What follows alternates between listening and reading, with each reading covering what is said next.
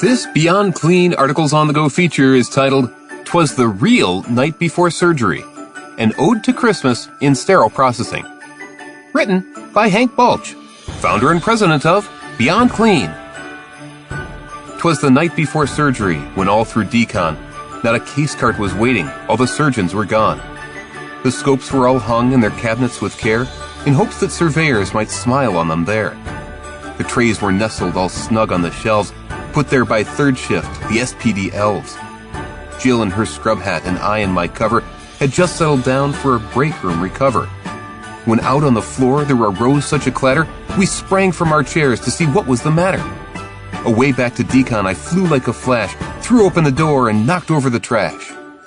The glare of fluorescence looked like new fallen snow and gave a stainless reflection on the objects below. When what to my wondering eyes did appear but a full set of loaners with a case time so near.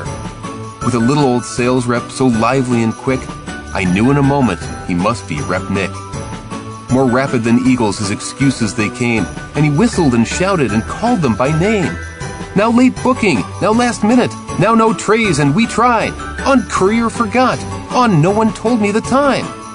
To the edge of the sink, to the top of the washer, now wash away, wash away, wash away faster. As chaff that before a wild hurricane fly, we heard all the reasons for his late delivery, except why. Out of the department the sales rep he flew.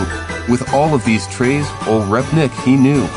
There wasn't a twinkling, an inkling of chance that we'd have these sets ready for the case in advance.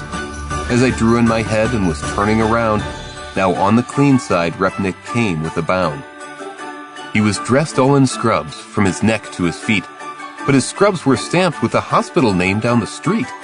Another bundle of trays he had there in his hands, with stacks of new implants wrapped in rubber bands. His eyes how they twinkled, his dimples how merry. His cheeks were like roses, his red bouffant like a cherry. His droll little mouth was drawn up like a bow, and his beard cover was as white as the snow. The stick of some trident he held tight in his teeth, and the smell of peppermint encircled his head like a wreath. He had a broad face and a little round belly that shook when he laughed like a bowl full of jelly. He was chubby and plump, a jolly old sales rep, but I watched him to ensure he did not skip a step. A wink of his eye and a twist of his head soon tried to tell me I had nothing to dread. He spoke not a word but went straight to his work and filled all the synthes, then turned with a jerk, and laying his finger aside of his nose, gave us a nod as out the department he goes. He glanced at his cell phone and then threw back a thanks as he hurried home for the holidays, leaving us in the tank.